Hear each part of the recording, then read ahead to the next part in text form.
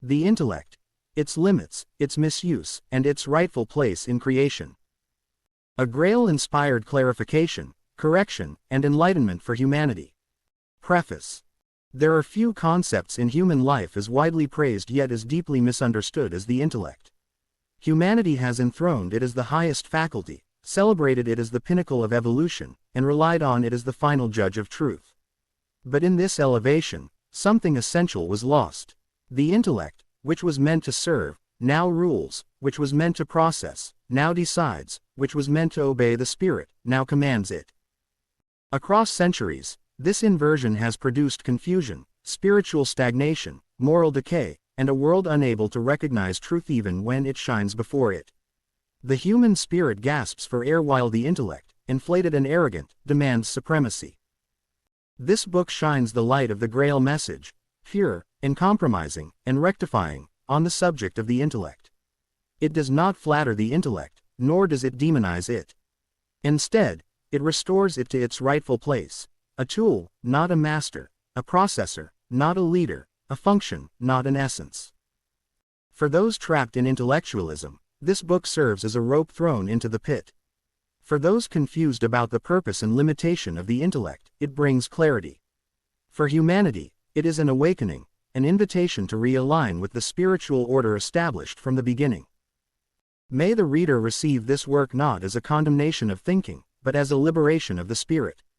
For only when the intellect takes its proper position can the human being rise, perceive truth, and fulfill his purpose within creation. Introduction. The misunderstood power, what the intellect truly is. There is a silent tragedy unfolding across humanity. The intellect has been mistaken for the human spirit itself.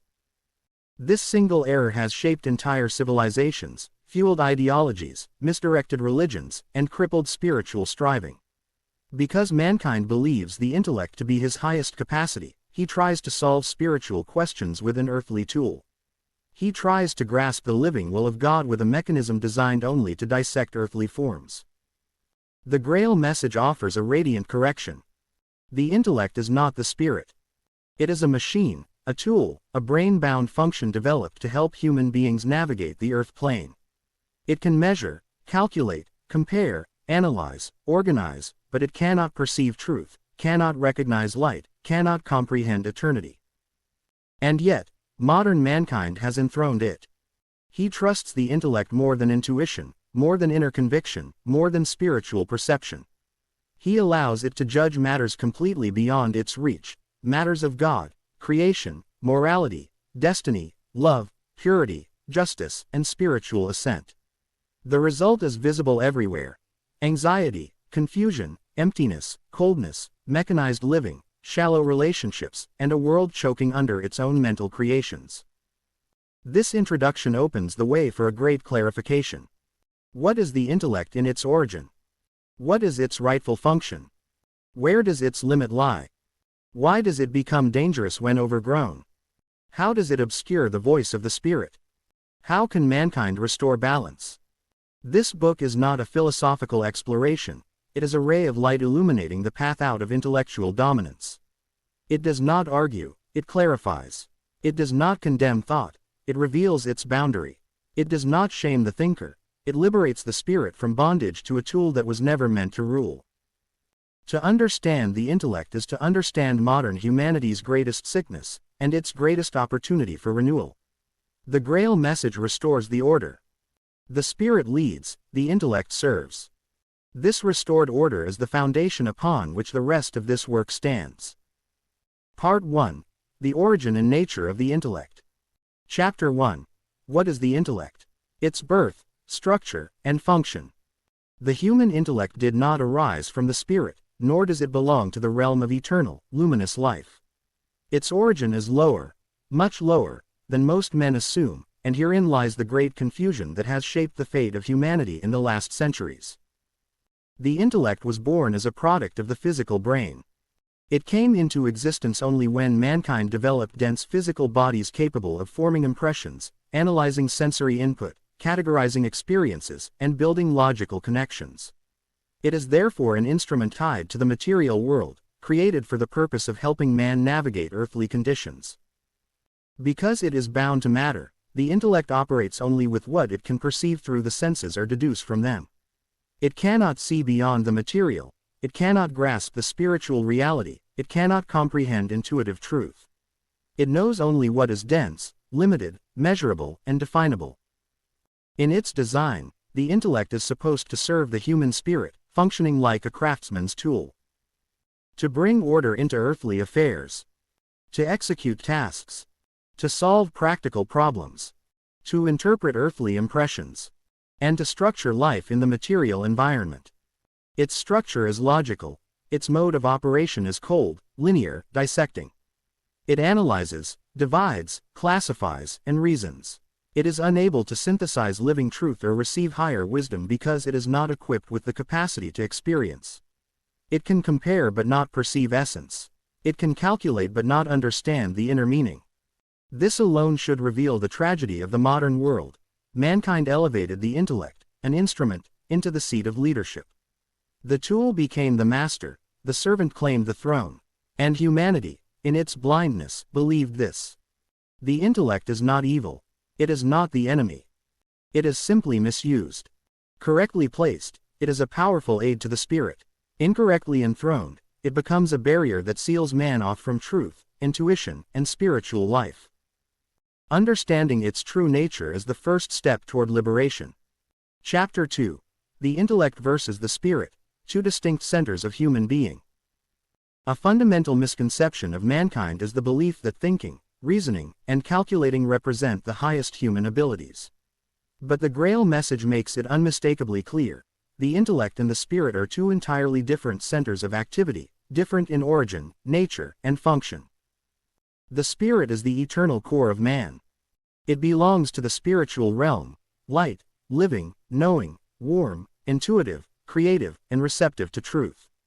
Its language is intuition, the deep inner voice that speaks instantly, without calculation or analysis. The intellect belongs to the material realm. It is cold, mechanical, analytical, and bound to time and space.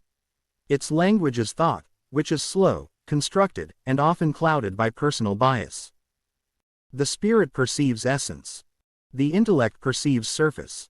The spirit sees life in its unity. The intellect sees fragments.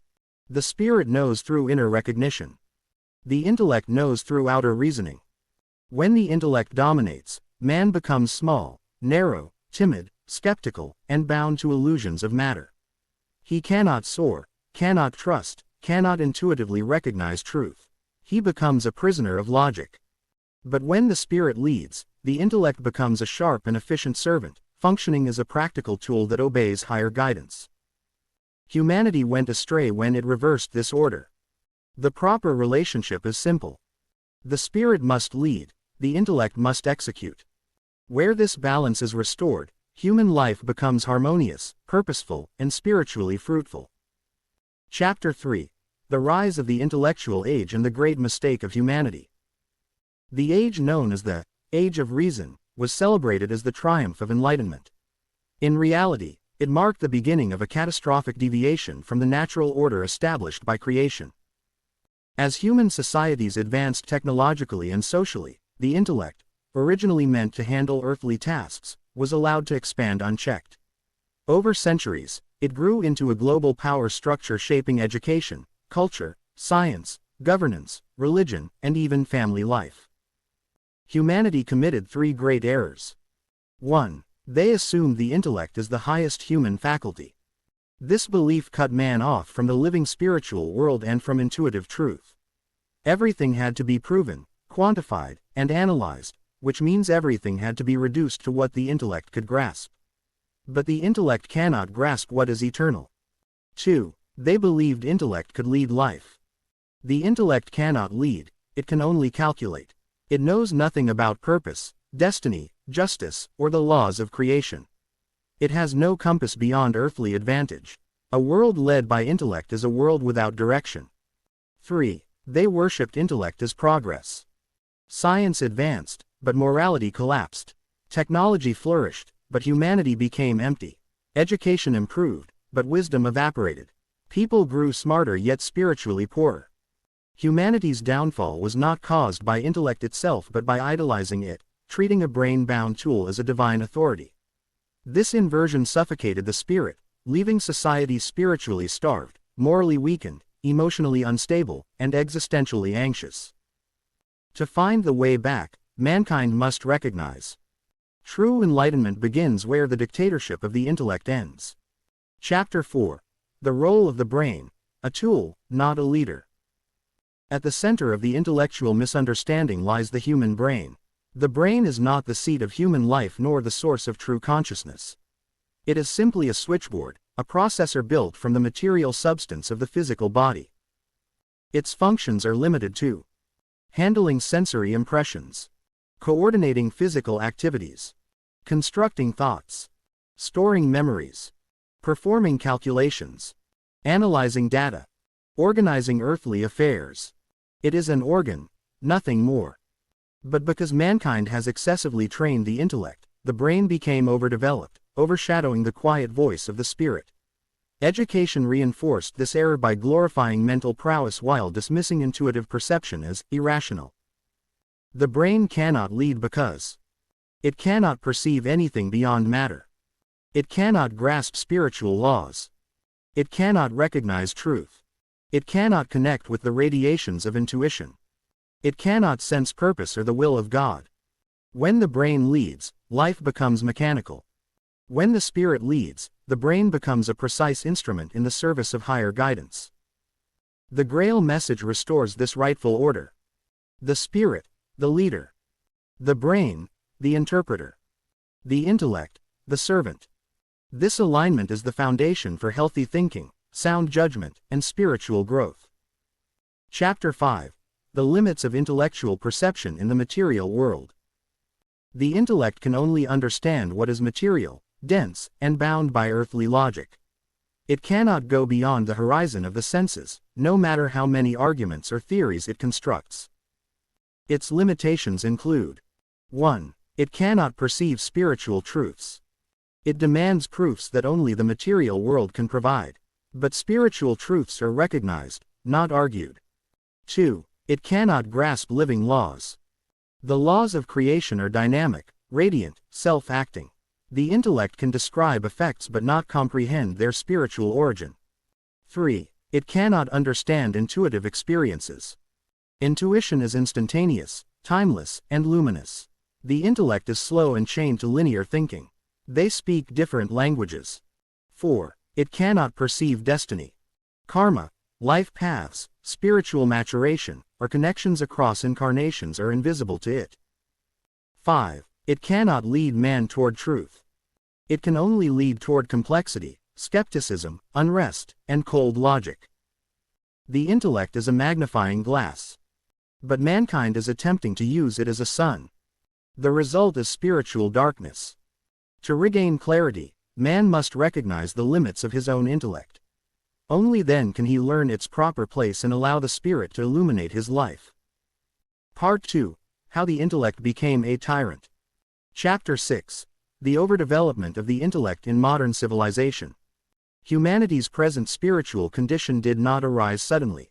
It is the result of centuries of slow, unnoticed, yet dangerous imbalance, the overdevelopment of the intellect at the expense of the spirit. The intellect, originally meant to serve as a precise instrument for navigating the material world, gradually expanded its domain until it now dominates nearly every aspect of human life. This overdevelopment occurred because the intellect deals with what is tangible, measurable, and visible. As material advancement increased, people began to trust only what could be proven physically. What could not be weighed or dissected was dismissed as superstition or irrelevance. In this climate, the finer perceptions of the spirit, which cannot be confined to laboratory methods, grew weaker in human consciousness. Industries, governments, and educational systems praised intellectual achievement while ignoring inner development. Parents rewarded children for mental sharpness, not purity or intuition. Knowledge became more valued than wisdom. Complexity was mistaken for depth. The result is today's world, a humanity brilliant in technology yet impoverished in spiritual understanding. But an overdeveloped intellect is not a sign of strength. It is a distortion, like a limb grown larger than the rest of the body. And such distortion always leads to paralysis. Humanity's present confusion, restlessness, fear, and emptiness are the symptoms of this imbalance. The path back begins with recognizing this simple truth. The intellect is not bad. It is only in the wrong place, sitting on the throne instead of standing as a servant. Chapter 7. How the intellect clouds intuition and buries the spirit. The spirit speaks through intuition, living, luminous impressions that arise from the core of our being. Intuition is immediate, warm, genuine, and truthful. It does not argue, it knows. But the intellect, when overdeveloped, becomes a noisy tyrant that drowns out this quiet voice. The intellect operates by comparison, memory, analysis, and doubt. The spirit perceives through clarity, purity, and resonance. When the intellect overextends itself, it imposes its cold logic upon areas where it has no authority: moral decisions, relationships, faith, destiny, and the interpretation of life's deeper experiences. In such cases, the intellect demands evidence for what the spirit already knows inwardly. It questions what does not fit its narrow boundaries. It constructs arguments against the very impulses meant to guide a human being safely and nobly. Thus intuition becomes clouded. A person begins to second-guess what once felt clear. They no longer trust the inner warning or the quiet prompting toward the good. They become tangled in calculations, fears, and mental projections. They replace simplicity with complication. This is why humanity falters today. The spirit is alive but unheard. To reclaim the inner life, the intellect must be put back in its rightful place, not suppressed, not despised, but ordered. Only then can intuition shine again, unobstructed and pure. Only then can the human being live as intended, with the spirit guiding and the intellect executing. Chapter 8. The Cult of Reason, Humanity's False God. Modern civilization worships a new deity, reason. Not reason in its rightful, modest role, but reason enthroned as the ultimate authority on truth, value, and existence. This false god promises clarity yet brings confusion. It promises progress yet leads to inner emptiness. It promises liberation yet produces spiritual slavery. Why? Because the intellect cannot give meaning. It cannot reveal purpose. It cannot connect a human being to the light. But humanity has treated it as supreme. Many believe that if something cannot be proven intellectually, then it does not exist. Thus millions have rejected intuition, revelation, inspiration, and spiritual experience, all because their intellect cannot dissect them. This is the tragedy of the cult of reason. It pretends to be neutral, but it is deeply biased toward the coarse, the measurable, the earthly. In elevating reason, humanity has dethroned the spirit. People now see themselves as thinking machines rather than luminous souls. They value cerebral complexity over purity of character. They admire those who argue skillfully but not those who live nobly. This cult is collapsing. For all its brilliance, the intellect cannot solve the chaos it created. It can produce theories, but not truth, systems, but not peace, inventions, but not wisdom. What humanity calls reason is only the brain's interpretation of earthly impressions.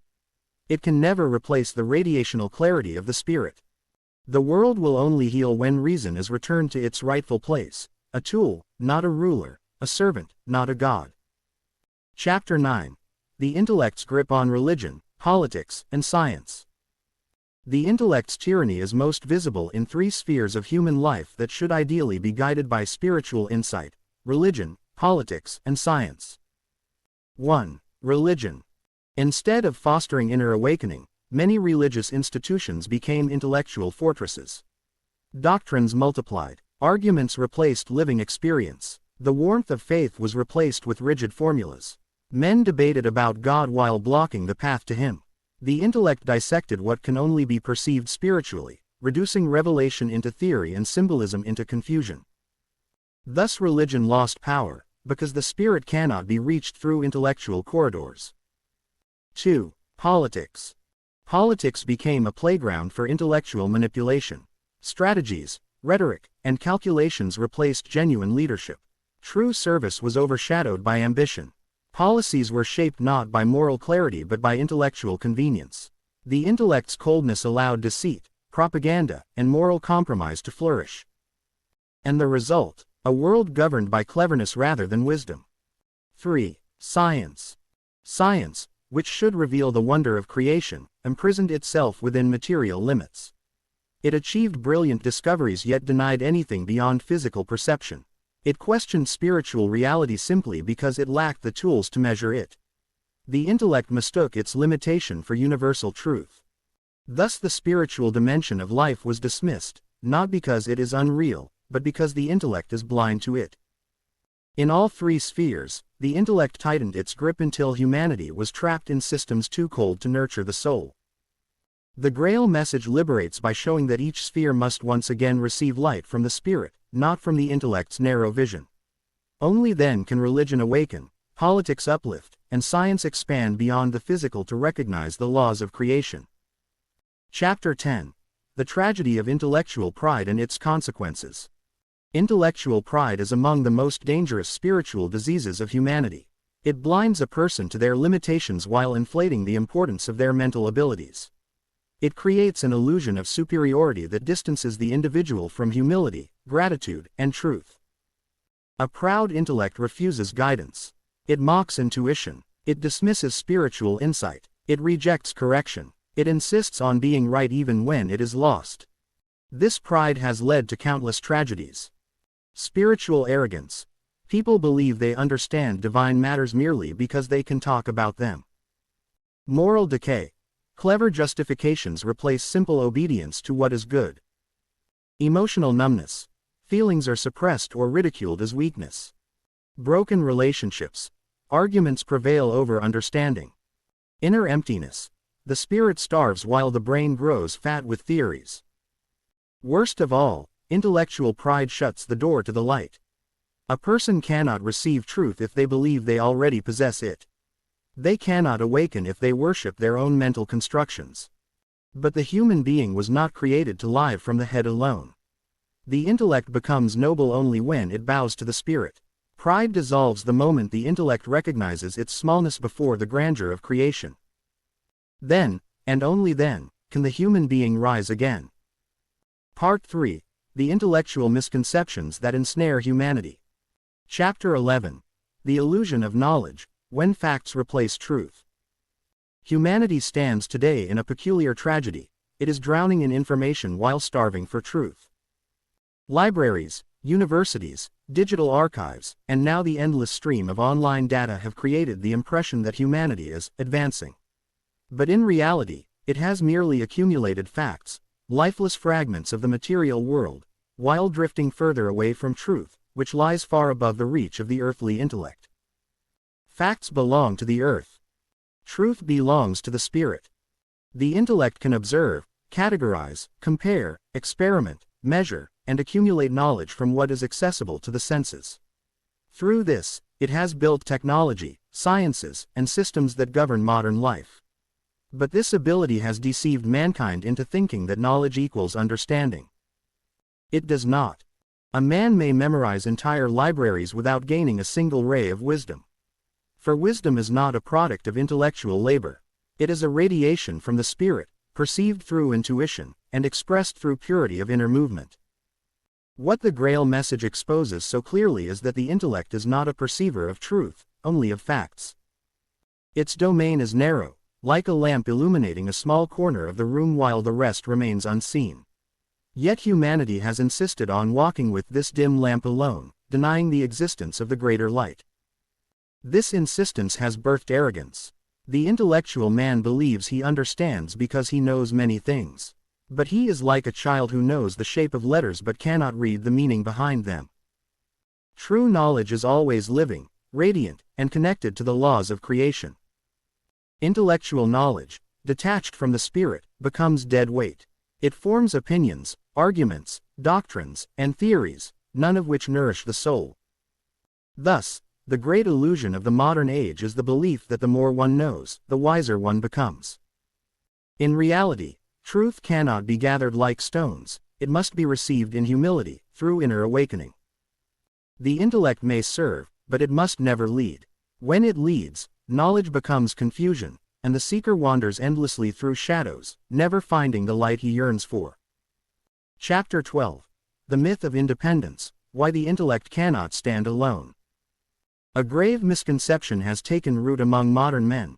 the belief that the human intellect is self-sufficient, capable of guiding life, building morality, determining purpose, and shaping destiny. This is a delusion. Just as the eye needs light and the lungs need air, the intellect needs the spirit to guide it. Separated from the spirit, the intellect is like a machine operating without a master, powerful, active, efficient, yet utterly blind to why it functions and where it leads. The intellect was never meant to be an independent ruler. It was formed later in human evolution, as a tool for navigating the material world, analyzing, comparing, structuring, building. But it cannot grasp meaning, value, purpose, or destiny. These lie outside the vibrational range of the earthly brain. Therefore, when the intellect is allowed to rule alone, it inevitably misinterprets life, builds false worldviews, denies anything it cannot measure, becomes proud, leads the human spirit into bondage. This is why modern society, though full of cleverness, lacks clarity. It is why relationships crumble, why political systems fail, why religions fracture, and why individuals feel empty despite abundance. The intellect is like a compass whose needle spins wildly when held too close to metal. Detached from the spirit, it loses direction. True independence is not the intellect standing alone, it is the intellect standing in service to the awakened spirit. Only then does it become a faithful instrument, sharp, precise, and constructive. Without this alignment, man is enslaved by the very power he thinks he controls. Thus, the myth of intellectual independence must be shattered, for humanity's salvation lies not in strengthening the intellect, but in restoring the balance where the spirit once again leads, and the intellect obeys. Chapter 13. The Error of Rationalizing the Spiritual. The intellect, limited to the material sphere, cannot perceive the spiritual.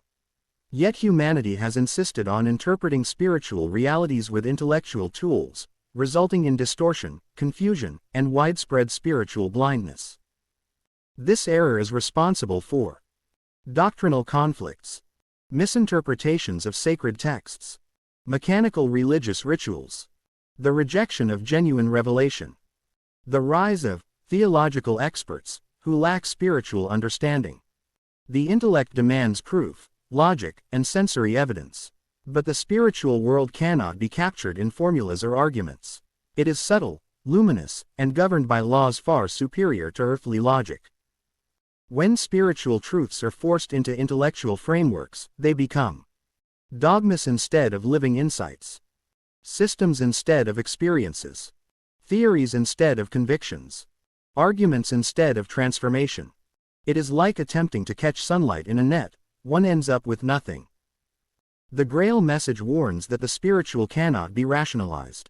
It can only be experienced through the intuitive perception of the spirit.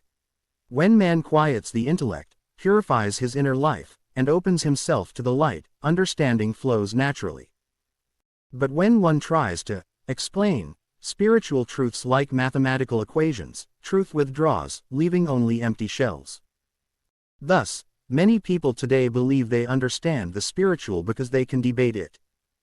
Yet debate is not comprehension, and verbal fluency is not enlightenment. The intellect must bow in silence before the spiritual. Only then does man begin to see. Chapter 14.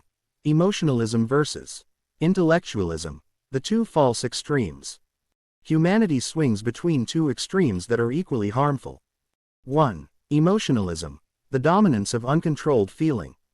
This leads to impulsive actions, unstable decisions, fanaticism, and vulnerability to illusions.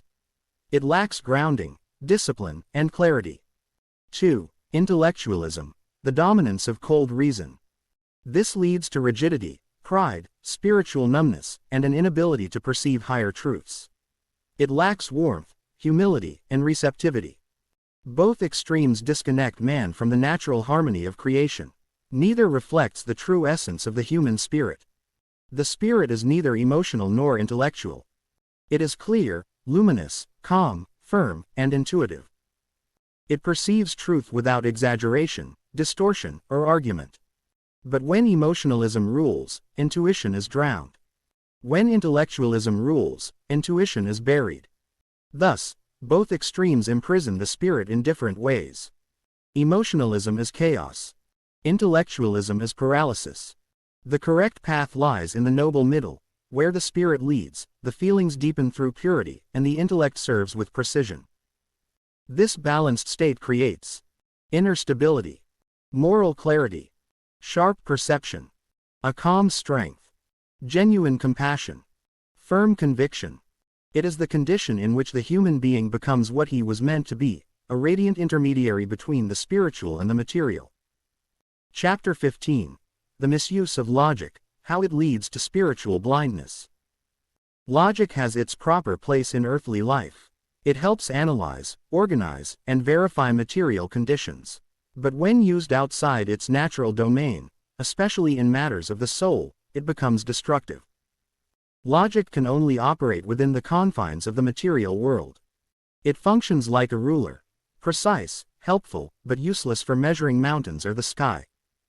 Yet humanity insists on using logic to determine the existence of God, the nature of the soul, the workings of spiritual laws, the origin and meaning of life, the timing of cosmic events, the validity of revelation. This is like trying to use a thermometer to weigh a stone. The instrument is wrong for the task. Misused logic rejects anything it cannot grasp, twists truth into argument, produces endless debates without resolution, gives false confidence to the spiritually blind, turns seekers away from genuine awakening, causes arrogance, skepticism, and cynicism. This intellectual arrogance is the true enemy of spiritual enlightenment. For logic is not the enemy, only its misuse is. When logic is subordinated to intuition, it becomes a beautiful servant, clear, disciplined, capable of bringing spiritual insights into clean earthly expressions. But when logic attempts to lead, it blinds the soul like dust thrown in the eyes. Thus, the danger lies not in thinking, but in mistaking thinking for seeing. Only the spirit sees. The intellect merely calculates. And the path back to clarity begins when man recognizes this and restores the rightful order within himself, spirit above, intellect below. Chapter 16. The intellect's fear of the unknown and the invisible. Humanity often believes that its intellect is brave, bold, and fearless in the face of the mysteries of existence. Yet beneath the surface of intellectual self-confidence lies a deep, unspoken fear, a trembling before anything that cannot be measured, calculated, dissected, or proven by material means. The intellect, by its very nature, functions only within the boundaries of the earthly. And whatever lies beyond those boundaries appears to it as a threat to its rule. The intellect's fear of the unknown is not the fear of danger, it is the fear of losing control. For where the intellect cannot dominate, it attempts to dismiss. Where it cannot comprehend, it attempts to redefine, rationalize, or ignore. This fear expresses itself in subtle and direct ways. It ridicules what it cannot explain. It rejects what it cannot grasp. It clings desperately to what it can manipulate. It builds theories to protect itself from the vastness it refuses to face. Thus humanity has narrowed its worldview to the measurable and has built a civilization that worships only what is tangible. The unseen, from which all life streams, is treated as myth, illusion, or irrelevant imagination. The Grail Message exposes this fear with piercing clarity. The intellect is a tool of the brain, limited in origin, limited in function, and limited in reach. It is perfectly suited for earthly affairs but helpless in matters of spiritual reality. Therefore it hides its inadequacy behind arrogance and skepticism. But the unknown is not a threat. It is an invitation to rise. The invisible is not emptiness. It is the realm of truth, law, and life. The intellect's fear dissolves only when it recognizes its rightful place beneath the luminous leadership of the spirit. Part 4. Clarification from the Grail Message. Chapter 17. The intellect is described in the light of truth. The Grail Message, in the light of truth, offers mankind perhaps the clearest and most authoritative explanation of what the intellect truly is. Abdrushan does not condemn the intellect, he restores it to its proper context. He lifts the veil humanity has thrown over itself and reveals the intellect as a product of the earthly brain, a tool shaped from the coarsest material substance, an instrument meant for processing, organizing, and managing life on earth. It is not spiritual. It does not originate from the eternal. It cannot perceive beyond matter. Therefore, it was never created to lead mankind. The intellect is akin to a servant that has declared itself master. And humanity, trusting the loudest voice instead of the quiet inner knowing, has submitted to it. Abdrushan explains that the human spirit is the true ruler within. The intuition, its living expression, connects man to truth and to the laws of creation.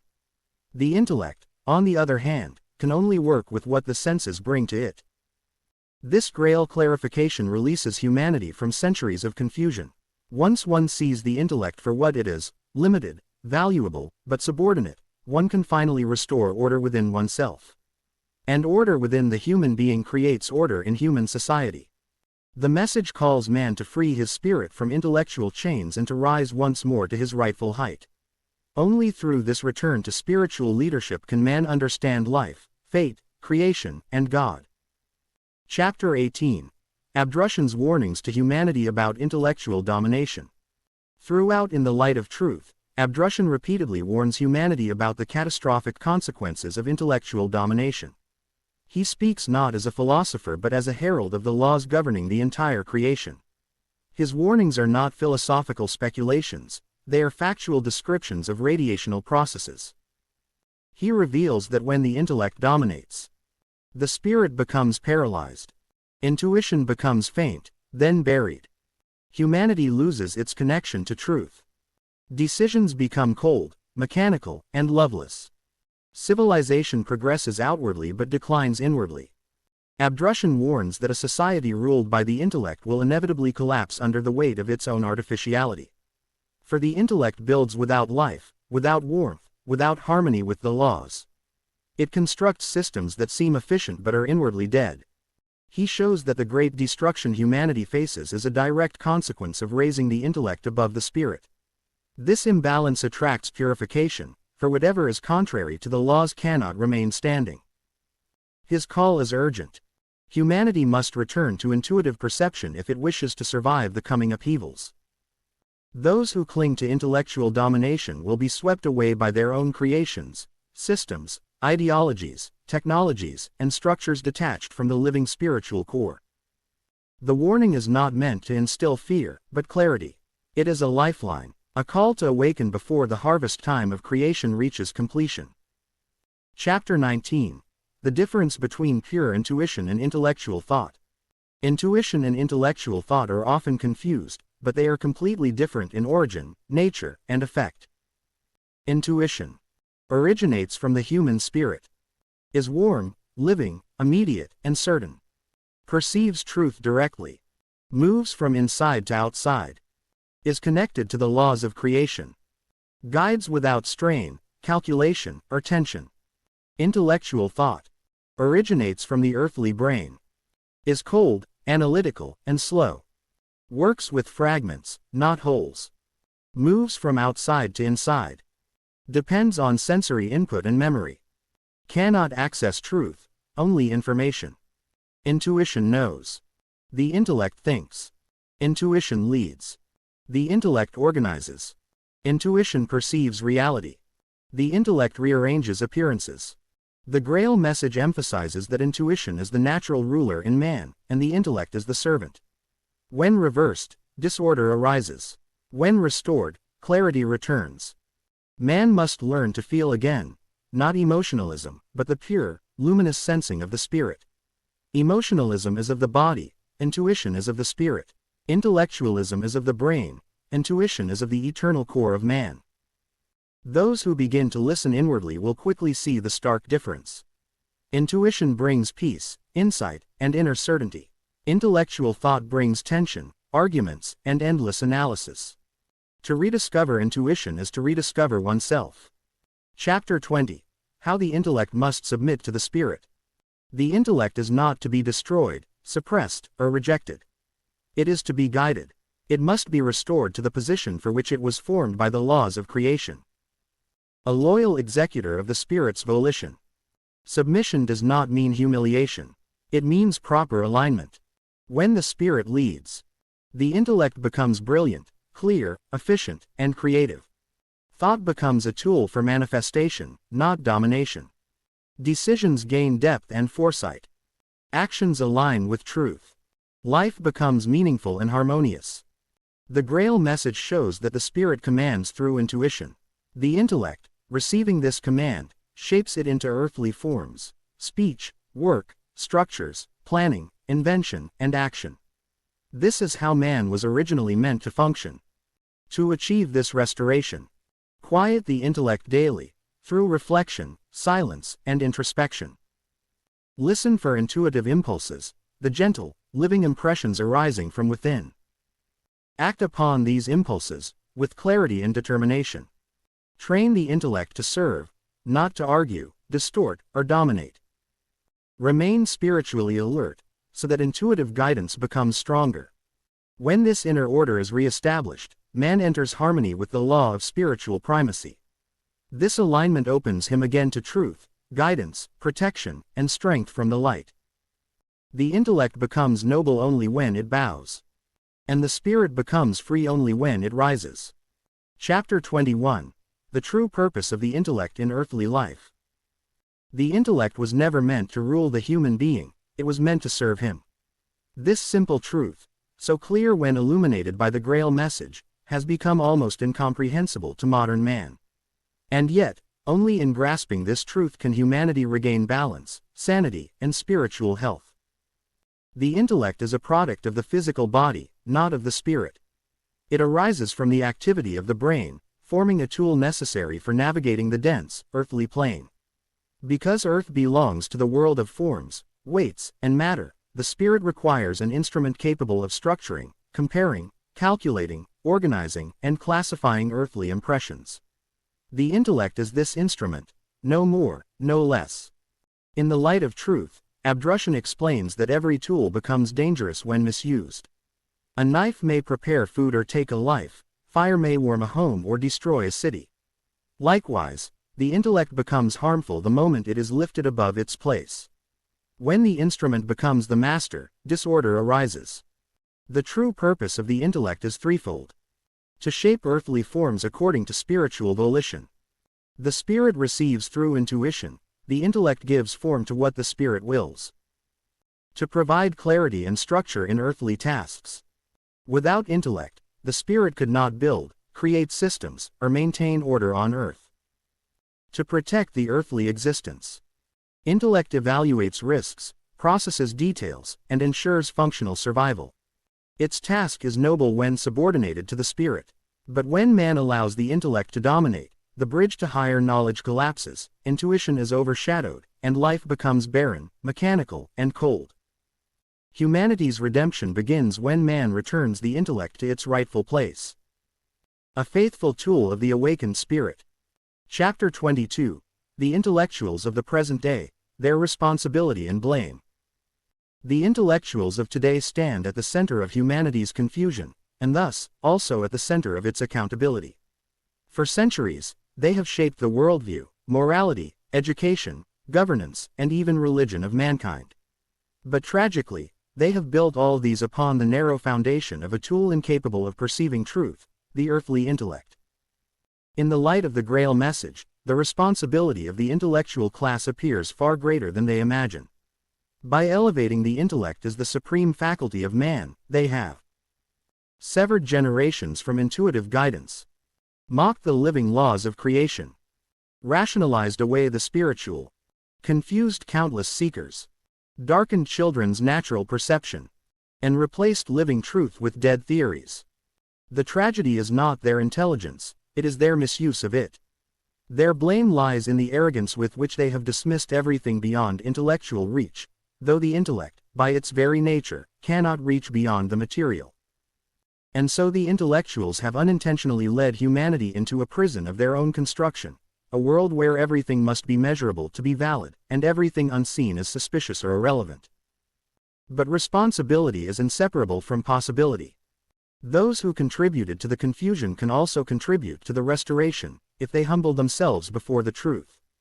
If they recognize the limitation of their tool, and allow intuition once again to illuminate their thinking, they may become valuable servants in the rebuilding of a humanity that has gone astray. The age of arrogant intellectual domination is ending. The age of awakened spiritual clarity is dawning. The intellectuals stand at a crossroads, either as helpers or hindrances in humanity's rising. Part 5. The Intellect in Daily Life. Chapter 23. Relationships destroyed by intellectual coldness. Human relationships live through warmth, empathy, intuition, tenderness, trust, and genuine connection, none of which the intellect can generate. When people relate to one another primarily through the head rather than the heart, a chilling frost settles between them. The intellect can analyze a relationship, categorize it, judge it, diagnose it, but it cannot nourish it. It cannot love. Many marriages fail not because love has died, but because the intellect has choked it. Couples begin to calculate instead of give, to analyze instead of understand, to argue logic instead of listening intuitively. They begin to treat each other as problems to solve rather than souls to cherish. Between parents and children, intellectual coldness is even more destructive. A child reads the parent's soul, not their words. But when parents replace intuitive guidance with intellectual methods, reward charts, formulas, rigid systems, detached instruction, the child becomes starved of the warmth that nurtures spiritual growth. Friendships, too, suffocate when trapped in intellectualism. Conversations become debates. Conflicts become battles of opinion. Emotions are dissected instead of embraced. In such environments, the spirit withdraws, and relationships die slowly, silently. The Grail Message teaches that only the intuitive spirit can build and sustain human bonds. When the intellect dominates, relationships become lifeless structures, functional, perhaps, but hollow. To revive relationships, one must silence the intellect and allow the intuitive warmth to lead once again. Where warmth returns, love returns. Where love returns, life returns. Chapter 24. How the Intellect Distorts Morality, Justice, and Human Values. True morality comes from the spirit. It arises from intuitive perception of what aligns with the laws of creation, purity, justice, loyalty, humility, gratitude, and love. The intellect knows none of these. It can imitate moral behavior, but it cannot generate it. When morality becomes intellectualized, it becomes rigid instead of living, brittle instead of enduring, legalistic instead of just, self-serving instead of noble. Justice becomes a game of clever arguments rather than a pursuit of truth. Courts become arenas for intellectual combat rather than sanctuaries of fairness. Ethics becomes a field of fluid theories rather than immutable principles. Human values, once rooted in spiritual reality, become reduced to what is useful, what is profitable, what is socially popular. The intellect calculates, weighs, justifies, but does not feel the truth. Thus the intellectualized world inevitably drifts into moral decay. What is wrong becomes acceptable through sophisticated reasoning. What is harmful is excused by complex arguments. What is destructive is defended by intellectual pride. The Grail Message restores clarity. True morality flows from the intuitive spirit, not the intellect. And only when humanity reawakens its inner perception will justice and human values regain their purity. Chapter 25. Intellectualism in Education and the Misleading of Children. Perhaps nowhere has the dominance of the intellect caused more harm than in modern education. Children, who naturally live in intuitive perception, are forced into a system that glorifies intellectual performance and suppresses genuine spiritual development. From early childhood, they are taught what to think instead of how to perceive, pressured into competition instead of cooperation, drilled with facts that bury their intuitive clarity, evaluated by standards that ignore their soul's nature, praised for intellectual sharpness rather than purity, goodness, or inner insight. The result is a generation of young people who excel in information but are impoverished in wisdom, bright minds with dimmed spirits. Education, when illuminated by the Grail Message, has a higher calling. It should protect the child's intuitive purity, support natural gifts rather than impose artificial ones, cultivate character rather than mere mental performance, guide the child toward harmonious interaction with the laws of creation. Instead, the present system often produces intellectual automatons, quick to analyze, slow to feel, skilled in argument, poor in empathy, informed, yet not enlightened. But the children of today carry a longing, a deep, quiet yearning for authentic guidance, for spiritual truth, for freedom from intellectual suffocation. Whoever understands this longing holds a sacred responsibility. For only those who guard the child's intuitive flame will help shape the humanity of tomorrow. Chapter 26. Work, Money, and Success Through Intellectual Misguidance. The modern world has exalted the intellect as the supreme navigator of success. Men and women pursue careers built entirely on calculation, competition, and clever manipulation. The intellect, when it dominates, measures worth only through external achievements, income, status, titles, and visibility. Yet this approach produces hollow victories, because it is rooted in the narrow capacity of the earthly brain rather than the luminous breadth of the spirit.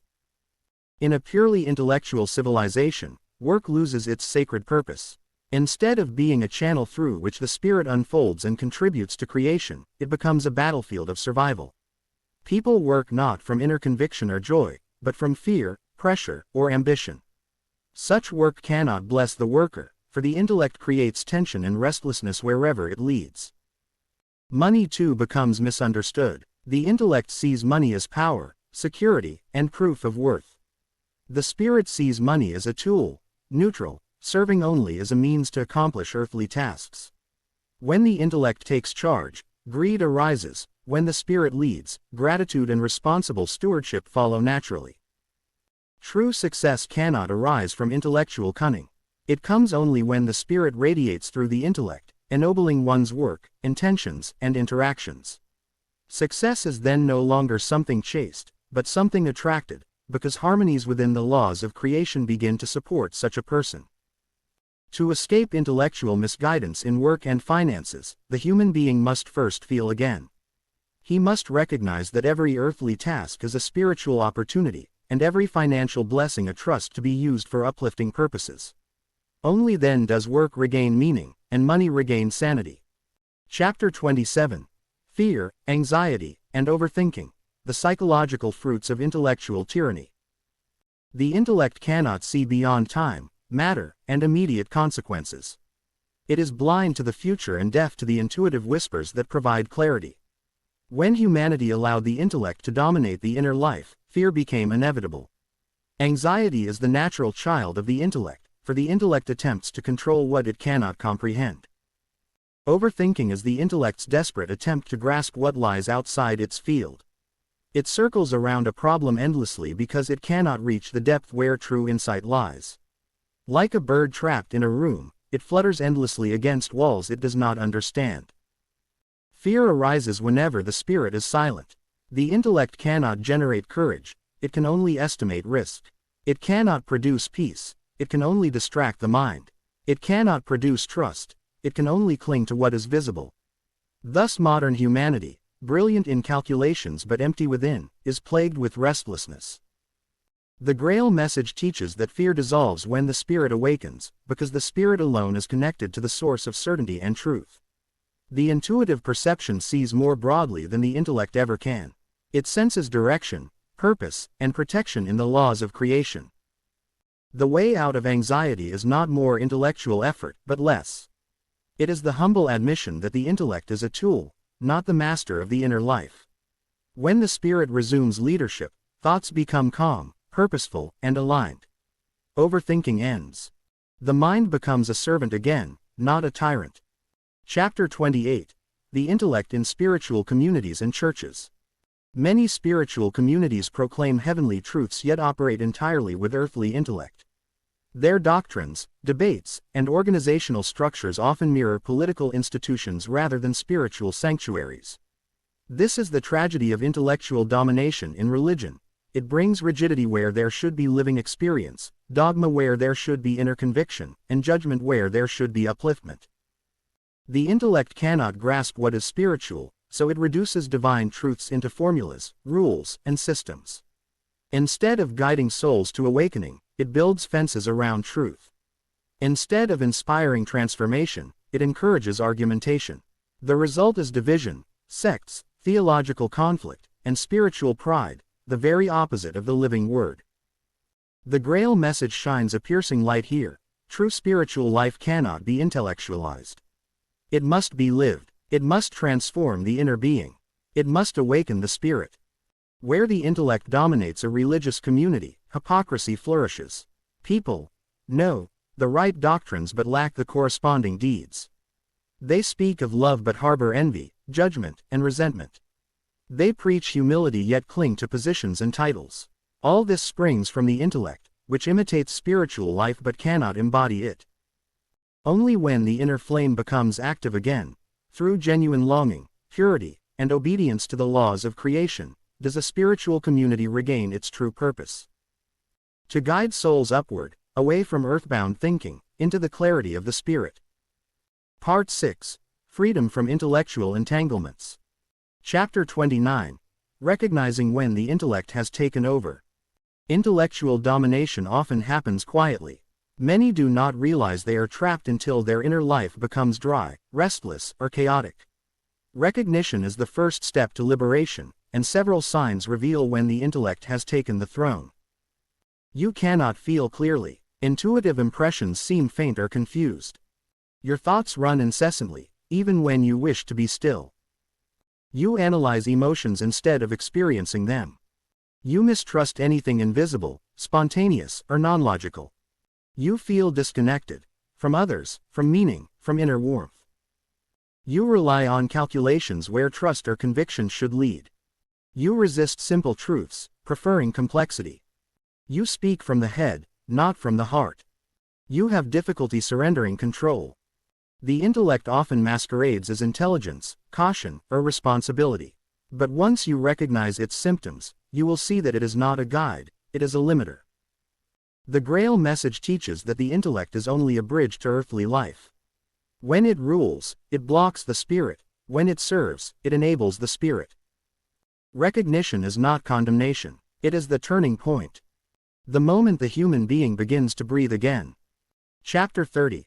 How to loosen the chains of overthinking. Freedom begins with a shift in orientation, from the head downward into the intuitive perception. You cannot fight overthinking with more thinking. The intellect must be bypassed, not wrestled. The following transformative steps lead out of entanglement. 1. Practice inner stillness. Quiet moments allow intuitive perceptions to rise gently. Overthinking loses strength when the noise of thoughts stops receiving energy. 2. Seek truth experientially, not intellectually. Do not merely understand spiritual truths, live them. The spirit awakens only through action, purity, and striving. 3. Simplify your decisions. The spirit recognizes truth instantly.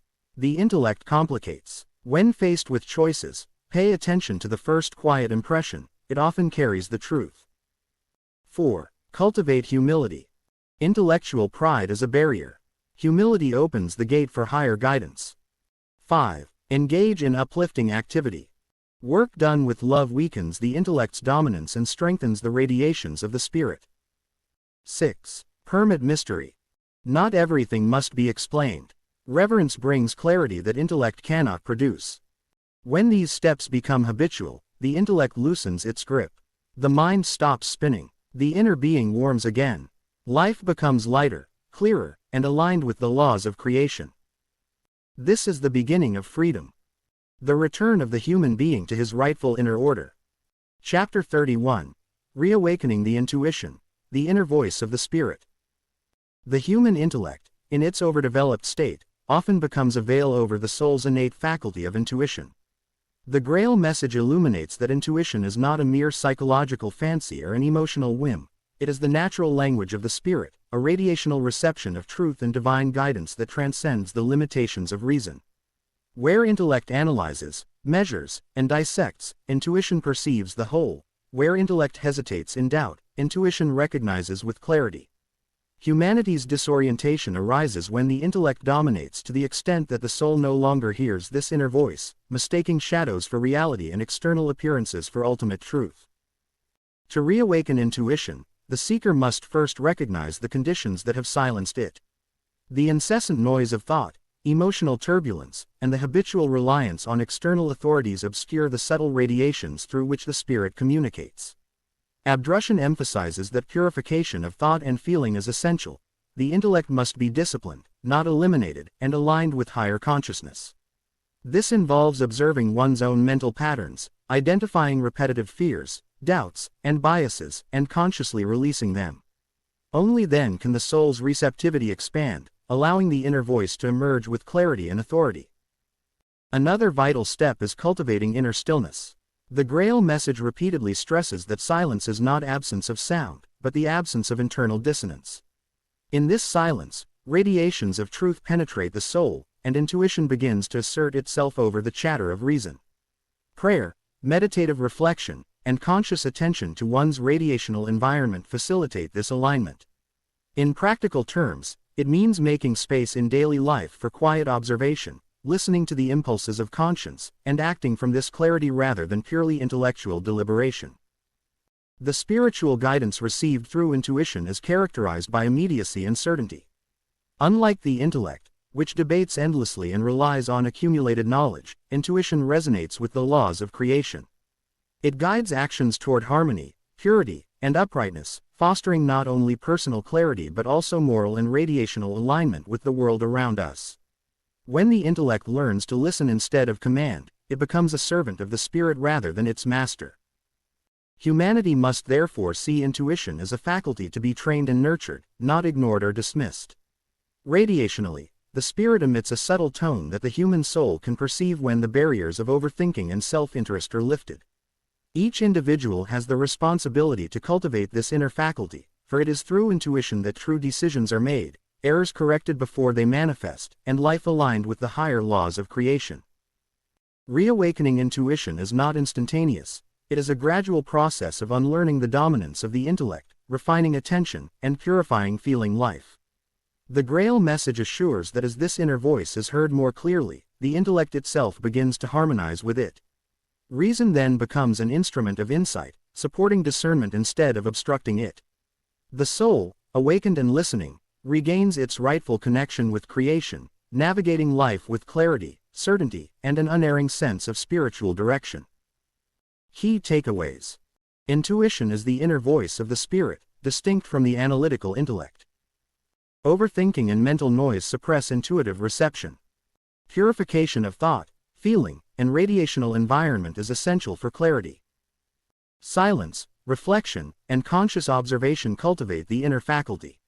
Reawakened intuition restores moral alignment, practical guidance, and spiritual authority. Chapter 32.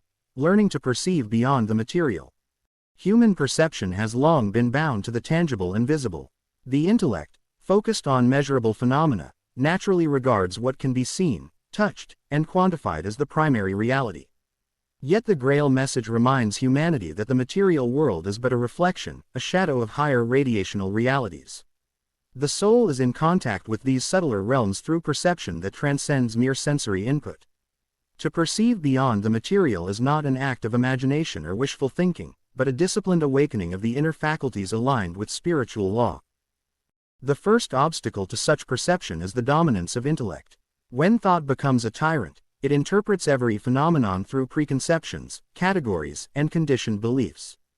This creates a barrier between the soul and the subtle radiations that inform life. Abdrushan teaches that the intellect must serve as an instrument, not the master, allowing the human being to sense the radiations emanating from people, actions, and situations.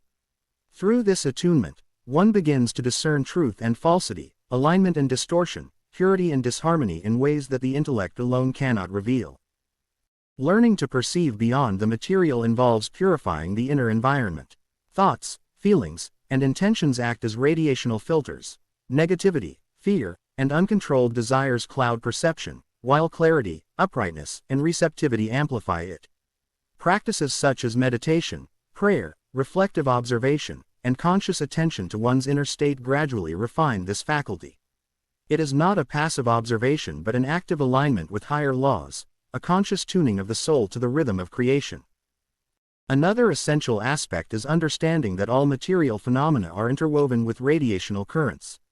Actions, words, and even thoughts project vibrations that influence both the visible and invisible worlds. By learning to perceive these currents, the human being gains insight into consequences, potentialities, and the moral quality of life's choices. This knowledge, when applied, guides decisions and behaviors in accordance with truth and spiritual integrity, moving the individual beyond mere reaction to circumstances. Perceiving beyond the material is also deeply relational.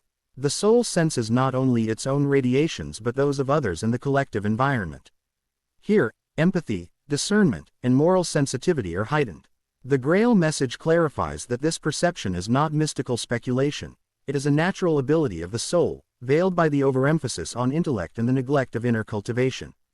Awakening this faculty restores the balance between knowing and feeling, between intellect and spirit, enabling the human being to act from understanding rather than mere calculation. Ultimately, this form of perception transforms life. The individual no longer measures reality solely by what is tangible, but interprets events, relationships, and experiences in the light of spiritual law. The intellect becomes a servant, supporting insight without constraining it. The soul regains its capacity for clarity, responsibility, and uprightness, perceiving the world as a living network of radiational interactions rather than as a collection of isolated objects. Key takeaways. True perception extends beyond the material and visible world. The intellect must serve as a tool, not a master, to access subtle realities. Purification of thought, feeling, and radiational state is essential for clarity. Perceiving beyond the material reveals moral, relational, and spiritual truths. The awakened perception harmonizes intellect and soul, enabling upright, conscious action. Chapter 33. Healing from intellectual arrogance and spiritual emptiness. The overemphasis on the intellect in modern humanity has produced a widespread phenomenon, intellectual arrogance. This arrogance manifests as the belief that reason, logic, and acquired knowledge alone constitute truth. The Grail Message teaches that such pride blinds the soul, creating a vacuum where genuine spiritual understanding should reside. When the intellect elevates itself above the spirit, the human being may appear learned, successful, and powerful externally, yet internally remains empty, disconnected, and incapable of perceiving higher realities. Intellectual arrogance often begins subtly. Pride in one's mental abilities, competition in knowledge, and the dismissal of inner guidance set the stage for a disconnection from conscience. The intellect, unchecked, evaluates spiritual phenomena with skepticism, and thus blocks the reception of truth. Abdrushan emphasizes that the soul's natural receptivity becomes stifled when the intellect dominates, leaving the individual with a sense of inner incompleteness, purposelessness, and longing. Healing from this condition requires conscious recognition of the problem. The first step is humility, a willingness to acknowledge that knowledge alone is insufficient. Intellectual achievements must be realigned as tools to serve spiritual development rather than as measures of personal superiority. True humility does not devalue the intellect but restores it to its intended role, a servant to the spirit, capable of supporting understanding without enslaving the soul. The second step is cultivating inner receptivity. Practices such as reflective contemplation, meditation, and moral self-observation help quiet intellectual noise and open the soul to higher radiations. Here, the individual learns to listen to conscience and to perceive moral and spiritual realities that the intellect alone cannot reach. This creates an inner environment where spiritual nourishment can occur, filling the void left by intellectual domination. The third aspect of healing is integrating intellectual insight with radiational clarity. The Grail Message shows that thought must be disciplined, but also permeated by conscience, moral awareness, and love. When intellect and spirit work in harmony, the human being experiences fullness, strength, and an authentic sense of purpose. Knowledge then becomes living, applied, and morally guided, rather than abstract, empty, or prideful. Healing is not instantaneous. The deeply ingrained habit of intellectual arrogance requires patient, consistent effort. Observing one's thoughts, recognizing patterns of superiority, and choosing to act from conscience rather than cleverness are essential. As the inner balance is restored, spiritual emptiness diminishes, and the individual begins to experience genuine clarity, joy, and inner freedom. Key takeaways. Intellectual arrogance blinds the soul and creates spiritual emptiness. Humility restores the intellect to its rightful role as servant to the spirit. Inner receptivity and conscience must be cultivated to fill the vacuum. Integration of thought and spiritual discernment leads to genuine insight. Healing is a gradual process, requiring reflection, moral discipline, and alignment with higher laws. Chapter 34. Redirecting Thought Towards Truth and Light. The Grail Message reveals that the human intellect, while a powerful instrument, is prone to misuse when left unchecked. Thought, by its very nature, radiates and influences both the human soul and the surrounding environment. When dominated by fear, doubt, pride, or false assumptions, thought becomes a source of inner confusion and spiritual blockage. Therefore, learning to redirect thought towards truth and light is essential for spiritual development and the restoration of inner harmony. Redirecting thought begins with conscious awareness. Humanity often allows thoughts to arise automatically, without discernment, giving the intellect free rein to generate fear, self-deception, or judgment. The Grail Message emphasizes that awareness of thought patterns is the first step towards freedom. By observing the direction and quality of one's thinking, the individual can recognize distortions and subtle misalignments with truth.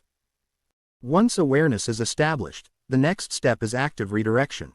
This involves consciously choosing to focus thought on higher principles: truth, clarity, purity, and moral correctness. Thought must be guided by conscience, not by mere habit or societal influence. When thought aligns with truth, it radiates harmoniously, clarifying the mind and opening the soul to higher guidance. This practice gradually diminishes fear, doubt, and intellectual arrogance, transforming the intellect from a tyrant into a servant of the spirit. Practical application involves a disciplined daily exercise of redirecting attention whenever mental wandering leads to confusion, negativity, or superficial reasoning. Reflection, meditation, and deliberate contemplation of spiritual truths help to anchor thought in light. This practice also strengthens the inner perception of the invisible, enabling the intellect to perceive the subtle radiations of truth and to act in harmony with higher laws. The Grail Message further highlights that redirected thought is not merely an internal exercise, it has radiational consequences. Thoughts aligned with truth influence the individual's ethereal environment, creating clarity in interactions, moral judgment, and relationships. Over time, the habitual orientation of thought toward light cultivates discernment, moral sensitivity, and the ability to recognize higher guidance amidst the distractions of daily life. In essence, redirecting thought is a conscious act of aligning the intellect with the spirit. It restores balance, heals the distortions caused by intellectual pride, and opens the way for genuine insight. The human being who masters this alignment experiences freedom from confusion, inner radiance, and the capacity to act from moral clarity rather than intellectual compulsion. Key takeaways. Awareness of thought patterns is the first step to redirecting the intellect. Thought must be consciously aligned with truth, moral clarity, and radiational light. Regular practice of reflection, meditation, and contemplation strengthens this alignment. Redirected thought improves perception, judgment, and spiritual sensitivity. Alignment of intellect and spirit transforms the inner and outer environment, promoting harmony and clarity. Part 7. The Rightful Place of the Intellect. Chapter 35. The intellect is a servant, not a master. The Grail Message repeatedly emphasizes that the intellect is not the ruler of the human being but an instrument meant to serve the spirit. In contemporary times, humanity has elevated the intellect to a throne it was never meant to occupy. This inversion creates confusion, moral disorientation, and spiritual blindness. Intellectual dominance often leads to a life dictated by calculation, pride, and the desire to control, rather than by truth, conscience, and inner guidance. True spiritual development requires recognizing the intellect's rightful position. The intellect must work under the guidance of conscience and spiritual insight. It is the tool for processing information, analyzing situations, and making decisions, but always in alignment with moral and spiritual principles. When the intellect serves the spirit, it brings order, clarity, and precision without compromising higher truths. A practical example of this principle is in decision-making. A person guided solely by intellect may choose actions based on immediate advantage or social recognition. In contrast, an intellect under spiritual guidance evaluates actions in light of their radiational and moral consequences, ensuring alignment with universal law.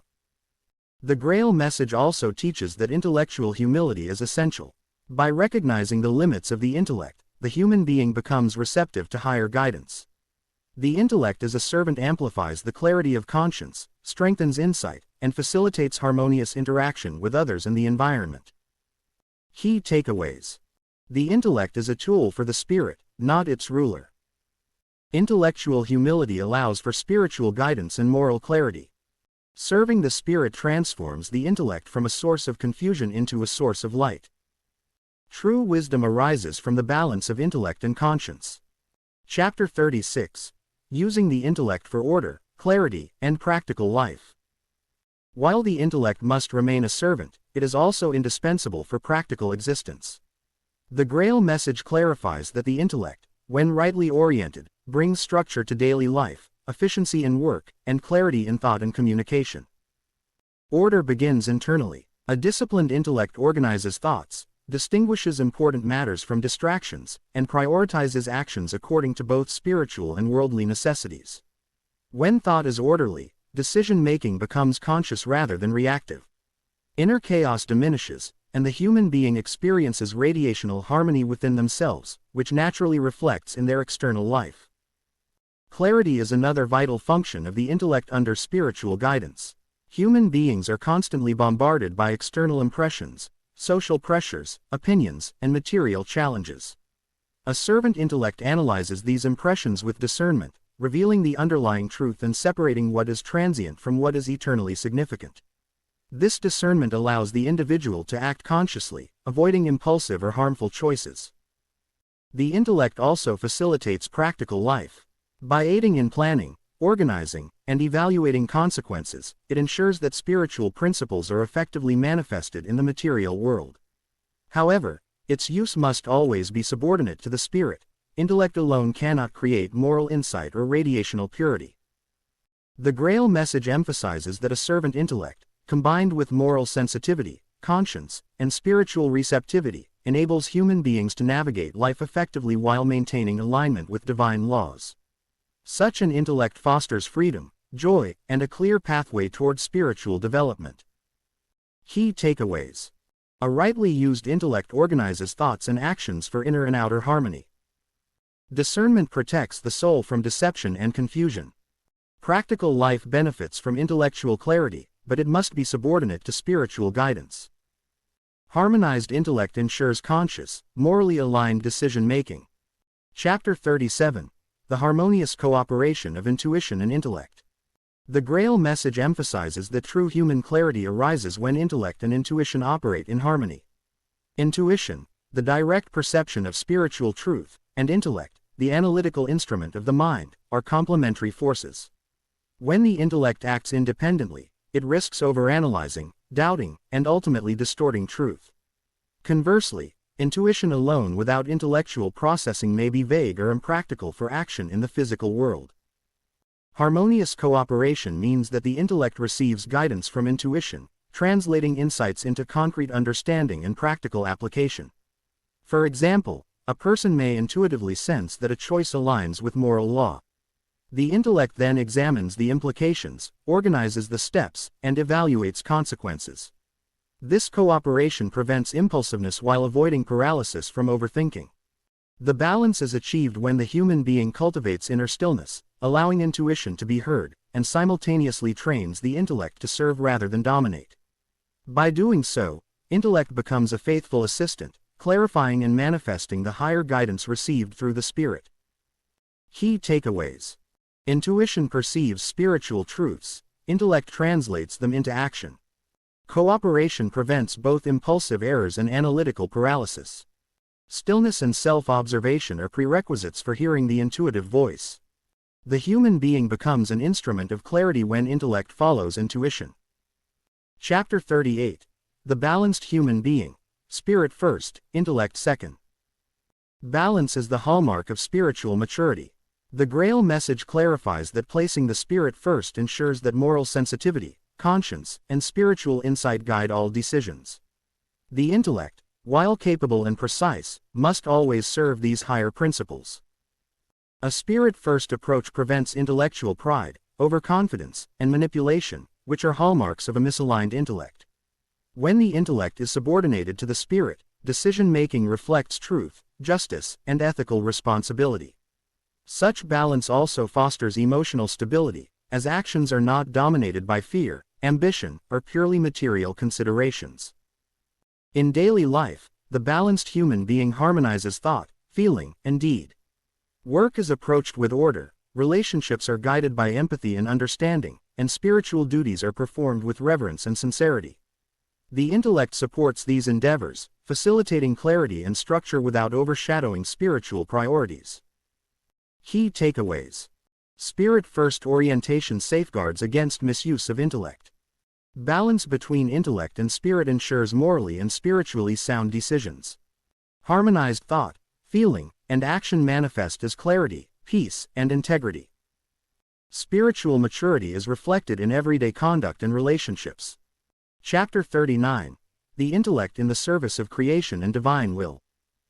The Grail Message teaches that the highest purpose of intellect is to serve creation and align human action with divine law. Intellect, guided by conscience and moral discernment, becomes a tool for manifesting the higher will in the earthly realm. Serving creation means using intellect to organize, innovate, and act in ways that maintain harmony rather than foster disorder. It involves recognizing that every thought and deed carries radiational consequences, and intellect can analyze these consequences to ensure alignment with moral and spiritual laws. When intellect is in service, human beings become conscious participants in the unfolding of life. Decisions are not merely self-serving or materially motivated but resonate with the greater good, contributing to societal and environmental well-being. Through this conscious application, intellect becomes a bridge between spiritual insight and tangible manifestation. Key takeaways. Intellect is most powerful when aligned with divine law and moral guidance. Awareness of radiational consequences elevates decision-making. Service to creation ensures intellect manifests higher truths in everyday life. Ethical and conscious action reflects intellect under spiritual guidance. Chapter 40. The Future Human Being. Clear thinking, spirit-guided. The Grail Message envisions a future humanity where intellect and spirit are harmoniously integrated. The future human being is clear thinking, free from intellectual arrogance, yet fully capable of discerning and analyzing life situations. Such a person relies on conscience, intuition, and spiritual insight for guidance, while the intellect organizes, plans, and implements decisions. Intellectual clarity combined with moral sensitivity ensures that actions are aligned with universal law. Fear, doubt, and manipulation diminish, replaced by confidence grounded in truth. This evolution is not abstract but practical. It manifests in conscious work, loving relationships, ethical societies, and responsible stewardship of the environment. Humanity, through harmonized intellect and spirit, moves from chaos and confusion toward clarity, moral responsibility, and the fulfillment of its spiritual potential. Key takeaways. The future human harmonizes intellect and spirit in all aspects of life. Clear thinking under spiritual guidance enables ethical and effective action. Integration of moral sensitivity, intuition, and intellect leads to personal and societal evolution.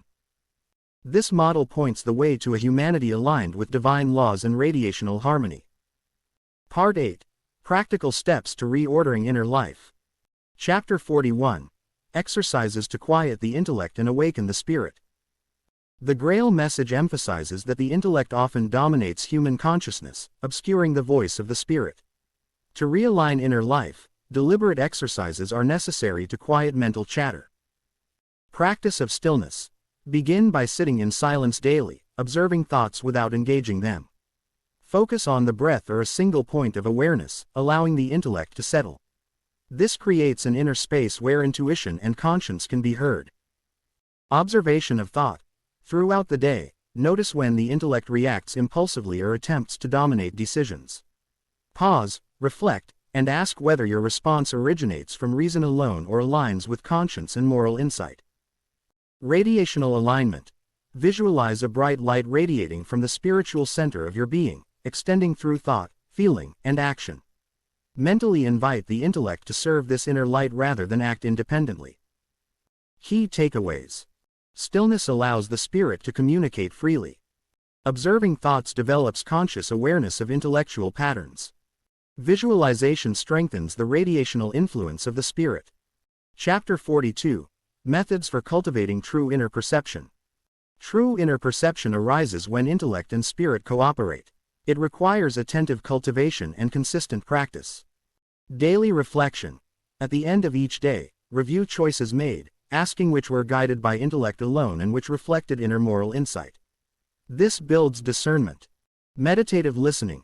Spend time daily in reflective meditation, focusing not on acquiring knowledge but on receiving impressions, insights, and guidance from the soul. Learn to differentiate subtle intuitive nudges from analytical reasoning. Integration in action. Practice small acts of conscious choice where intuition leads, and intellect organizes the practical steps. Over time, perception becomes more accurate, moral clarity deepens, and radiational sensitivity increases. Key takeaways. True inner perception requires reflective attention and meditation. Practical application strengthens the reliability of intuitive insight. Regular review of decisions helps distinguish intellect-driven choices from spirit-guided ones. Chapter 43. Building Discernment. Knowing Thought from Intuition. Discernment is the ability to distinguish between intellectual thought and spiritual intuition, a skill central to Grail teachings. Signs of thought versus intuition. Thought is often discursive, reasoning, and emotionally colored by fear or desire. Intuition appears as sudden clarity, calm certainty, and moral insight, independent of personal agenda. Exercise. When faced with a decision, pause. Write down the reasoning, intellectual thought, and note any immediate impressions of rightness or moral alignment, intuition. Compare results over time to train recognition. Reflection. Regular discernment exercises strengthen conscience and refine the intellect's role as servant rather than master. Key takeaways. Intellectual thought and intuition have distinct qualities. Active comparison and reflection sharpen discernment. Discernment allows conscious, ethical, and spiritually aligned action. Chapter 44. Daily Practices to Avoid Intellectual Overreach. Even disciplined individuals can fall prey to intellectual overreach, acting from reason alone without moral guidance. The Grail Message provides practices to maintain balance. Conscious pausing. Before decisions, pause to consult inner guidance. Ask, does this align with truth, love, and conscience? Limiting mental overload.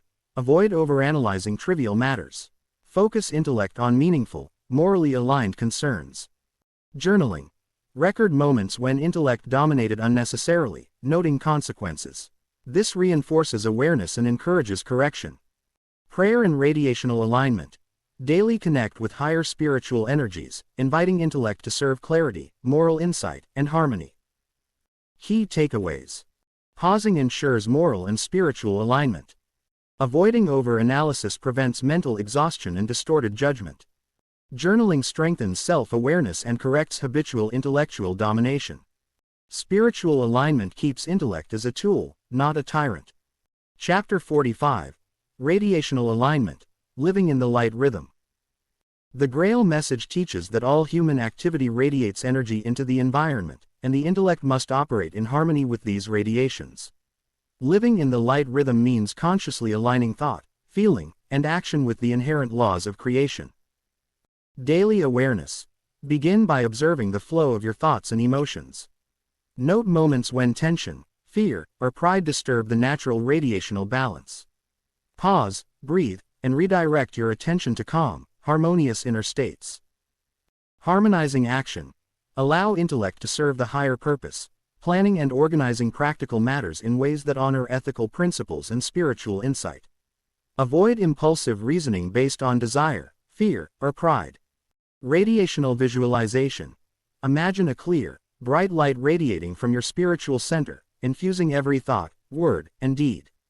Picture this light expanding to your environment, purifying interactions and influencing others positively. Key takeaways. Conscious awareness of radiations cultivates inner harmony. The intellect serves as an instrument of order and clarity, not domination. Daily alignment strengthens moral sensitivity and spiritual resilience. Chapter 46. Reconnecting with the Living Laws of Creation. True liberation of the intellect comes from understanding and submitting to the living laws that govern all existence. The Grail Message emphasizes these laws as unchanging principles, guiding both soul and intellect. Observation of natural law.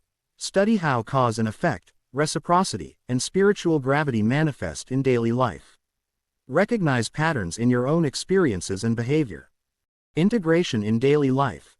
Align decisions and actions with these principles rather than mere convenience or rational preference. Seek the path that supports balance, truth, and harmony. Continuous reconnection. Engage in meditation, prayer, and reflection to maintain sensitivity to creation's laws. Let intellect function in service of these principles, facilitating clarity, ethical action, and spiritual growth. Key takeaways. The laws of creation are the true measure of intellect's proper function. Submission to these laws cultivates moral, mental, and spiritual maturity. Regular practice ensures sustained alignment, preventing the intellect from becoming a tyrant. Conclusion. Liberating humanity through right understanding of the intellect. Humanity suffers when intellect becomes isolated from spirit and conscience. By understanding the proper role of intellect, as a servant of the spirit, guided by universal laws, humans can reclaim moral clarity, spiritual sensitivity, and inner freedom. Liberation arises when intellect is subordinated to conscience and inner moral insight. Thoughts, emotions, and actions radiate in harmony with creation. Daily practices cultivate discernment, stillness, and intuitive perception. The Grail Message provides the path, not to suppress intellect, but to integrate it consciously, ensuring it serves truth, clarity, and spiritual awakening. Only then does humanity regain balance and purpose, lifting the veil of intellectual tyranny. Epilogue. The coming purification and the fall of the intellectual world order. The modern age's intellectual overreach has created imbalance, disconnection from spiritual laws, and widespread moral confusion. The Grail Message predicts a purification, a recalibration of human consciousness, where intellect is restored to its rightful place under the guidance of spirit. This coming era will witness the collapse of thought systems based solely on reason and personal ambition. The emergence of humans capable of perceiving beyond materialism, living in alignment with moral and spiritual law. A transformation of education, governance, and social life, guided by conscience and inner clarity rather than mere intellectual argumentation. Those who cultivate awareness now will be prepared to participate in this new rhythm, becoming instruments of clarity, truth, and harmony in a world restored to balance. Appendix. Reflections, meditations, and weekly inner alignment practices. Daily reflection. Each evening, review thoughts, words, and deeds. Ask, did my intellect serve truth and conscience today? Meditation for stillness. Sit quietly for 10 to 15 minutes, observing thoughts without engagement, focusing on radiational light from the spiritual center. Discernment exercise. When faced with decisions, write down both intellectual reasoning and intuitive impressions. Compare and learn to differentiate thought from moral insight. Weekly inner alignment. Dedicate time to solitude and reflection on universal laws. Engage in forgiveness and purification exercises to release distorted thought patterns. Visualize yourself radiating light and clarity in daily life. Plan practical actions guided by conscience, not intellect alone. Radiational awareness. Throughout the week, maintain mindfulness of how your thoughts, feelings, and actions affect others and the environment. Continuously recalibrate to maintain alignment with the laws of creation. By consistently practicing these steps, the intellect becomes a precise instrument of the spirit, facilitating moral clarity, spiritual growth, and harmonious living.